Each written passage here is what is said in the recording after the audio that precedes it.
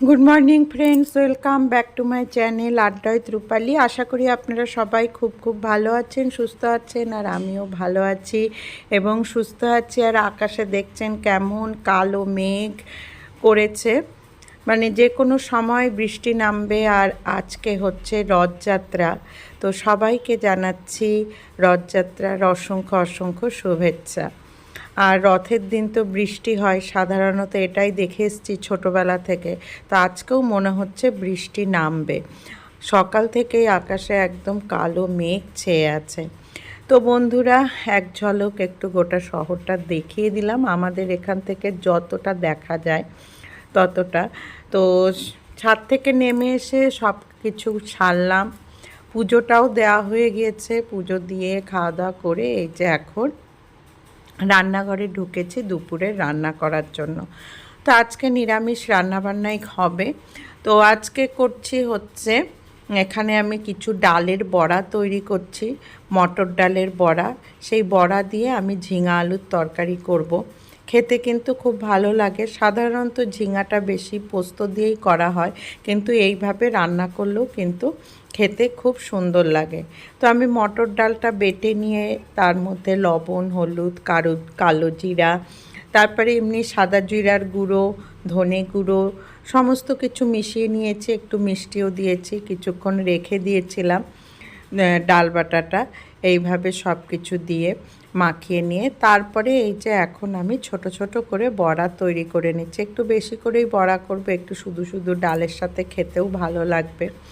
তারপরে আমি এই যে তেলের মধ্যে কালো জিরা ফোড়ন দিয়ে একবারেই এর মধ্যে আমি আলু, টমেটো আর কাঁচা লঙ্কা দিয়ে নিচ্ছি। আলুগুলো আগে কিছুক্ষণ ভেজে নিব, ভাজা ভাজা হয়ে গেলে আর কিছুটা সেদ্ধ হলে তারপরে ঝিঙা দিব, কারণ ঝিঙা কিন্তু খুব তাড়াতাড়ি সেদ্ধ হয়ে যায়।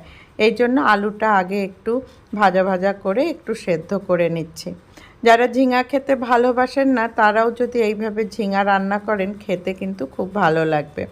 আমার যদিও ঝিঙার যে কোনো রেসিপি খুব ভালো লাগে, ঝিঙা পোস্ত, ঝিঙা চিংড়ি, তারপরে এরকম বড়া দিয়ে আর কি ঝিঙা আলুর রসা খেতে খুবই ভালো লাগে। তো বন্ধুরা, আজকের ব্লগটা খুবই ছোট্ট একটা ব্লগ আপনাদের সাথে শেয়ার করতে করছি। আশা করি আপনাদের ভালো লাগবে। আর যদি ভালো লেগে থাকে অবশ্যই কিন্তু একটা লাইক করে দিবে। আর বন্ধুরা, কালকে হচ্ছে বিপত্তারিণী পুজো, আজকে রথ, তারপরে দিন হচ্ছে বিপত্তারিণী পুজো। তো সেই কারণে একটু আমার কাজের চাপও আছে আজকে, সেই কারণে বেশি ভিডিও করতে পারিনি। আমি বিপত্তারিণী পুজো করব দেখে আজকেই সব কিছু সেরে রাখবো আর কি, ধোয়াধুয়ি সমস্ত কিছু। আর আজকে সংযম বিপত্তারিণী পূজার, এমনিতে তো রথের জন্য নিরামিষ খাবই, তারপরে বিপত্তারিণী পুজো দেখে সংযম করেছি, সেই কারণেও নিরামিষ খাবো। তো সে যাই হোক, ঝিঙা আলুর সমস্ত কিছু ভালোভাবে ভেজে নিলাম, ভেজে নিয়ে তারপরে জিরা, আদা, ধনে বাটা দিয়ে ভালো করে কষিয়ে নিয়ে জল দিয়ে দিলাম, একটু গরম জল দিয়েছি। তারপরে বেশ কিছুক্ষণ ফোটার পর এই যে বড়াগুলো দিয়ে দিয়েছি।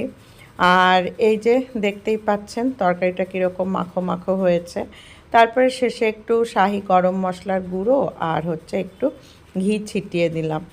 এইভাবেই তরকারিটা করলাম আর কি। খেতে কিন্তু খুব ভালো হয়েছিল। নিরামিষের দিনে এরকম বড়া দিয়ে তরকারি খুব ভালো লাগে।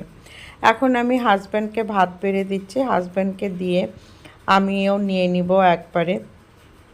আর এই যে থালায় ভাত দিয়ে দিচ্ছি, তারপরে একে একে আমি সব সবজিগুলো দিয়ে দিব।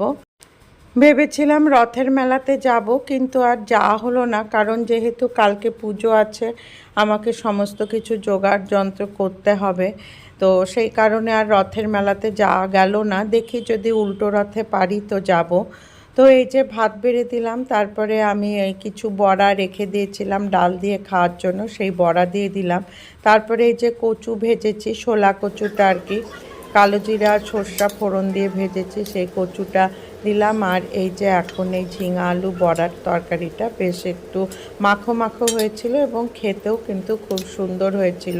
পারলে এইভাবে ঝিঙার তরকারি করে খেয়ে দেখতে পারেন, খেতে কিন্তু খুব ভালো লাগে। নিরামিষের দিনে একটু নানা ধরনের সবজি করলে খেতে কিন্তু বেশ ভালো লাগে এবং খাওয়াটাও ভালো হয়। তারপরে দিয়ে দিলাম মুগ ডাল আর দিয়ে দিলাম কিছু শসা। তো এই ছিল আমাদের মানে রথের দিনের নিরামিষ মেনু। তো কেমন লাগলো এই মেনুটা অবশ্যই জানাবেন। একেবারে সিম্পল মেনু, গরমের দিনে বেশি হিজিবিজি খেতে ভালোও লাগে না, এরকম সিম্পল খাবার খেতেই ভালো লাগে।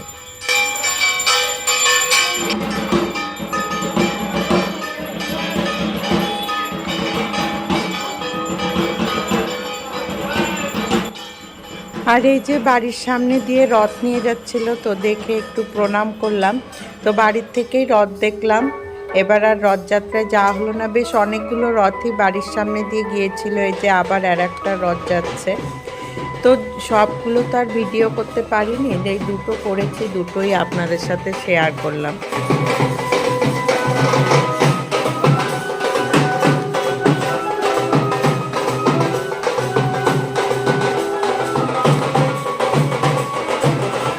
তো বন্ধুরা, আমার রথের দিনটা এবার এইভাবেই কেটেছে। আর রথযাত্রা জিলিপি খাওয়া হবে না তা তো হয় না, তো জিলিপি নিয়ে এসেছিলো হাজব্যান্ড, তো জিলিপিও খেলাম। আর সেই সাথেই আজকের ব্লগটা শেষ করছি। আর এতক্ষণ ধরে আমার সাথে থাকার জন্য আপনাদের সবাইকে অসংখ্য ধন্যবাদ।